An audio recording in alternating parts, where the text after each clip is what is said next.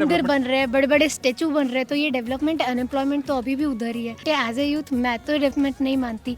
मंदिर और अभी- स्टेचू को डेवलपमेंट नहीं मानती? नहीं।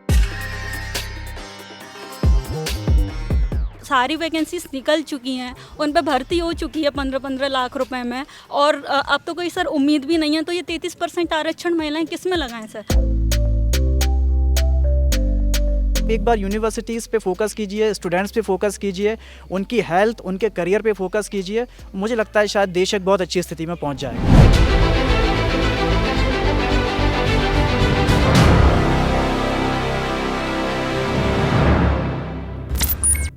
किसी भी देश के सियासत के भविष्य को समझना हो, प्रदेश की सियासत के भविष्य को समझना है, या फिर किसी विधानसभा की सियासत के भविष्य को भी समझना है, तो उसका सबसे अच्छा जरिया होती है वहाँ की यूनिवर्सिटी, वहाँ के छात्र और उन छात्रों को पढ़ाने वाले उनके गुरु। तो आज हम फिलवक्त ग्वालियर में हैं और ये ग्वालियर की जीवाजी यूनिवर्सिटी है, जहाँ पे हमारे साथ कुछ छात्र हैं और उन छात्रों को पढ़ाने वाले उनके गुरु हैं। चूँकि ग्वालियर एक राजघराने का इतिहास लिए हुए है, ग्वालियर का इतिहास बहुत लंबा है और ग्वालियर का इस पूरी राजनीति पर इतना ज़्यादा प्रभाव रहा है कि इसने कई सरकारों को बनाया है, कई सरकारों को बिगाड़ा है, और केंद्र में इस वक्त जो भारतीय जनता पार्टी की सरकार है, जो दुनिया की सबसे बड़ी पार्टी है, उसके संस्थापकों में से एक विजय राजे सिंधिया इसी ग्वालियर की हैं।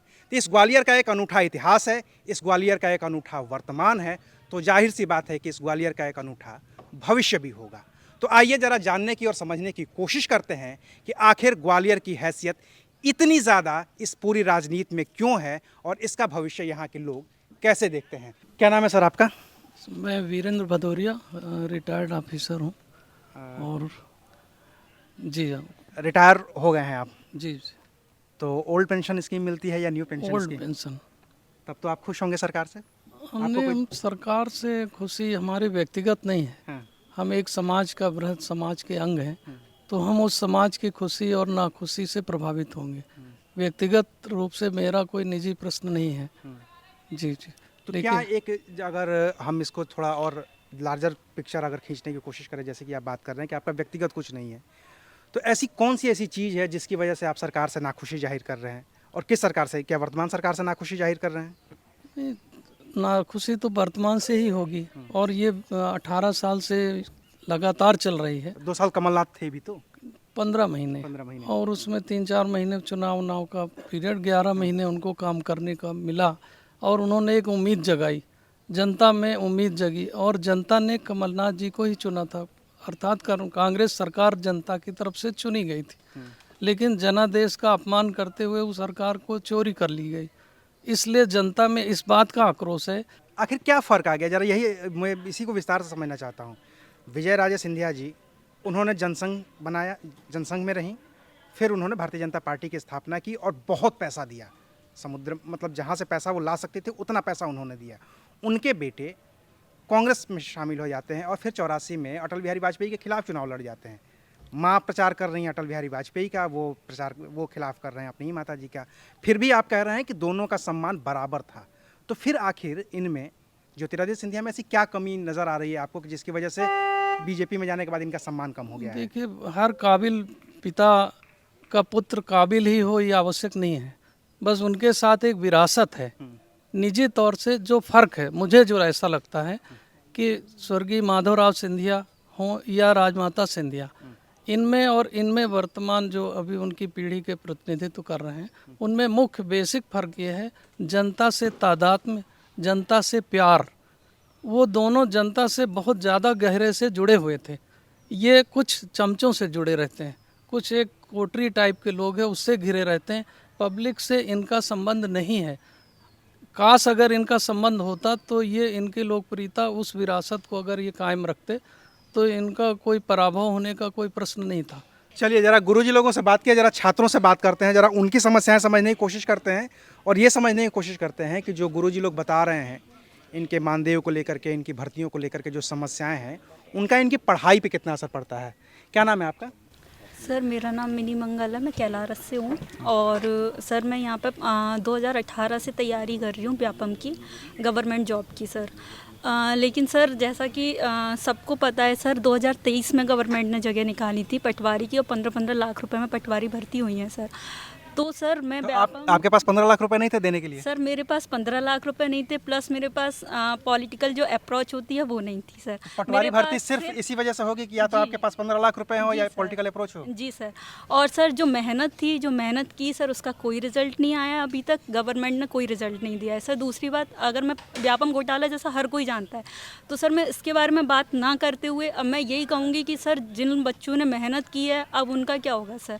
जो बच्चे सर, मेरे जैसे बच्चे जो सर इस टाइम पे इस सिचुएशन में आ गए हैं, या तो वो आत्महत्या करने की को सोच रहे हैं, या फिर सर वो 10-12 हज़ार रुपए के लिए क्या कहते हैं ऑफिसों में नौकरी ढूंढ रहे हैं सर।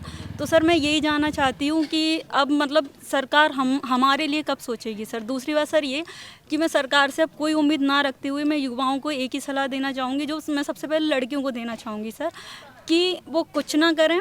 सरकार हमारी बहुत अच्छी है, वो शादी करें, लाडली बहना योजना का फॉर्म भरें और 1-1 हज़ार रुपये निठल्ले होके बिना किसी सर मेहनत के अपने अकाउंट में पाएँ। तो सर मैं बस ये जानना चाहती हूँ कि ये जो स्टूडेंट्स हैं उनके भविष्य के साथ क्यों सरकार खेल रही है। आज आप हमसे वोट की उम्मीद कर रहे हो, तो हम भी सर कहीं ना कहीं आपसे किसी ना किसी अपने भविष्य की उम्मीद करते हैं। और सर ये जो इन्होंने, ये जो शासन है सर, इन्होंने काला बाजार बना दिया गया है, जहाँ पे सिर्फ गरीबों की उम्मीदों को सर ख़त्म किया जाता है, बच्चों के करियर को मतलब ख़रीदा जाता है। और जो क्या कहते हैं मंत्री हैं वो सर कुछ नहीं, अपने मंत्रालय के लिए, विभाग के लिए, अपने स्वार्थ के लिए सर क्या कहते हैं पार्टियां बदलते रहते हैं। इसलिए सर ना मुझे बीजेपी से उम्मीद है, ना मुझे कांग्रेस से उम्मीद है, क्योंकि सर ये सिर्फ एक मुकाबला करती हैं। अगर बीजेपी बोलती है मैं 33% आरक्षण दूंगा, तो कांग्रेस बोलेगी मैं 133%, क्योंकि सर वो तो पप्पू की पार्टी है। इसलिए सर मैं किसी भी सरकार से कोई भी उम्मीद नहीं करती हूँ कि हमारे लिए कुछ करो या कुछ भी, क्योंकि सर वो दिन दूर नहीं कि अगर 15-15 लाख रुपए में जो अनपढ़ लोग पटवारी बन रहे हैं, तो वो दिन दूर नहीं कि सर हम केरल राज्य को साक्षरता में पीछे छोड़ के हमारा मध्य प्रदेश सबसे आगे होगा, वो भी इन सब पटवारियों की वजह से। और इन पर सबसे बड़ा हाथ होगा वो हमारी सरकार का होगा। तो सर मैं कुछ उम्मीद नहीं रखती हूँ सर अपनी सरकार से। कुछ ज़्यादा नाराज़ नहीं है आप इस सरकार से? बहुत ज़्यादा नाराज हूँ। आपने बहुत कुछ बोल दिया है।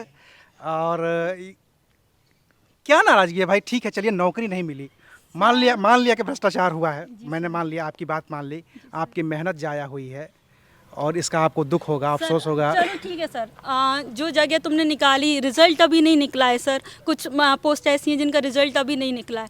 अब सर अभी विधानसभा में जगह निकाली, कृषि विश्वविद्यालय में जगह निकाली, पोस्टें 2-2 4-4 थी, लेकिन सर खुद की मेहनत पे भरोसा था कि कर लेंगे, चलो कोई बात नहीं, हमें उम्मीद है। लेकिन सर ये इन पर विराम दे दिया जाता है जगह पे। क्यों दे दिया जाता है सर? क्यों नहीं विधानसभा की जगह एग्ज़ाम करा? क्योंकि आचार संहिता लग गई, धांधली होगी नहीं। तो सर अब ये बता दीजिए सर, 26 साल की उम्र हो गई है, क्या कहते हैं ओवर एज हो गए हैं किसी फॉर्म में, अब हम लोग क्या करें सर? शादी के अलावा कोई ऑप्शन नहीं है। इतना आत्मनिर्भर बना दिया कि लाडली बहना योजना के थ्रू सर हम लोगों को 1000 रुपये मिल रहे हैं।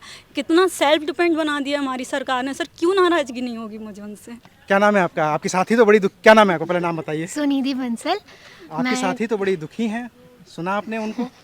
क्या क्या बोला उन्होंने? सहमत हैं या असहमत हैं? पूरी तरह से सहमत हूँ। अभी तो मैं बैचलर्स डिग्री कर रही हूँ, मेरा सेकेंड ईयर है। अच्छा। गवर्नमेंट से तो कोई भी उम्मीद मुझे भी नहीं दिख रही है अभी तो। मतलब फर्स्ट ईयर में कॉलेज में आते ही पता लग गया कि अभी जॉब के लिए 4 साल बाद मुझे मिलेगी भी कि नहीं मिलेगी, पहली चीज़। दूसरी चीज़, मुझे सबसे बड़ी शिकायत यह है, इसे लोकल में जो एज ए स्टूडेंट मैं फील कर रही हूँ कि ग्वालियर जैसी सिटी में लोकल ट्रांसपोर्टेशन नहीं है। तो मुझे घर से यहाँ तक आने में 4 रिक्शा चेंज करनी पड़ती है, तो मैं कॉलेज आने का ही मन नहीं करता। जब कॉलेज नहीं आऊँगी पढ़ूंगी कैसे? क्या है माहौल? कि सबलगढ़ में 50 साल से एक ही परिवार है, वो तो मुरार में भी चल रहा है। परिवार तो देखिए चलते ही रहता है, मतलब अगर है ना, राजनीति में परिवारवाद की बात करें तो ये ऊपर से लेकर के नीचे तक भी हावी है। यहाँ जो सिंधिया की बात कर रहे थे, ये खास तौर से, चूंकि आप ग्वालियर गई हैं। जी बिल्कुल, आपने देखा है बिल्कुल ज्योतिरादित्य सिंधिया का रुतबा? बिल्कुल, महल का दबदबा हमेशा रहा है। हमेशा रहा है। क्या अब भी वो दबदबा बचा हुआ है भाजपा में जाने के बाद भी, या कुछ कम हुआ है उसमें? उसको बचाने का प्रयास कर रहे हैं ना वो। ज़्यादातर ग्वालियर की 6 सीटों में से उन्होंने 5 पे अपने प्रत्याशी उतरवाए, तो कहीं ना कहीं वो दबदबा बनाने का प्रयास तो है ही उनका। लेकिन एक चीज़ होती है ना कि महाराजा का दबदबा तब तक होता है जब तक वो अपने महल में है। अगर वो वहाँ से नीचे उतर गया, एक आम प्रत्याशी की तरह या एक आम नेता की तरह लोगों के बीच जाने लगा, तब तो जैसा कि सब लोग सोच रहे हैं यार कुछ तो गड़बड़ हो गई है। क्या कुछ ऐसा है क्या? बिल्कुल है, बौखलाए हुए तो है ना, जब तो अब तो जनता के बीच बीच में छोटे छोटे बूथ कार्यक्रम में जाने लगे हैं। पहले तो महाराज कांग्रेस में थे, वहीं से महल के अंदर से ही सब आदेश होते थे कांग्रेस से। महल से एक आदेश जारी हो गया, हाँ, बस समर्थकों ये फरमान की करना तरह है। वही करना है, सब कार्यकर्ता जुट जाते थे। अब तो नहीं होता। तो महाराज बूथ की मीटिंग में जाते हैं, जैसे बीजेपी में बूथ कार्यक्रम पे जाते हैं, फिर बड़े विधानसभा पे जाते हैं, तो सब जगह जा रहे हैं। छोटे छोटे कार्यकर्ताओं से जाके मिल रहे हैं, कहीं ना कहीं बौखलाए हुए हैं। ठीक है, तो ये हम थे जीवाजी यूनिवर्सिटी में ग्वालियर में, जहाँ पे हमने सिंधिया राज घराने पर बात की, युवाओं से बात की, उनकी शिक्षा पे बात की, उनके स्वास्थ्य पे बात की, उनके रोज़गार पे बात की। और इस पूरी बातचीत का जो मैं सार निकाल पा रहा हूँ वो ये है कि युवा वाकई बहुत बहुत बहुत ज़्यादा नाराज़ हैं, और उनकी सबसे ज़्यादा नाराज़गी सिर्फ़ और सिर्फ रोज़गार को लेकर के है, जिनमें वो बार बार लगातार आरोप लगा रहे हैं कि अगर आपके पास 10 से 15 लाख रुपए हैं और अगर आपके पास किसी नेता का पॉलिटिकल अप्रोच है तो आप सरकारी नौकरी के लायक हैं, अन्यथा आपकी सारी की सारी डिग्रियां बेकार हैं, दाकारा हैं, किसी काम की नहीं हैं। तो ये थी हमारी पूरी बातचीत। आपको कैसी लगी हमें कमेंट करके ज़रूर बताइएगा। शुक्रिया, आप देख रहे थे अनकट।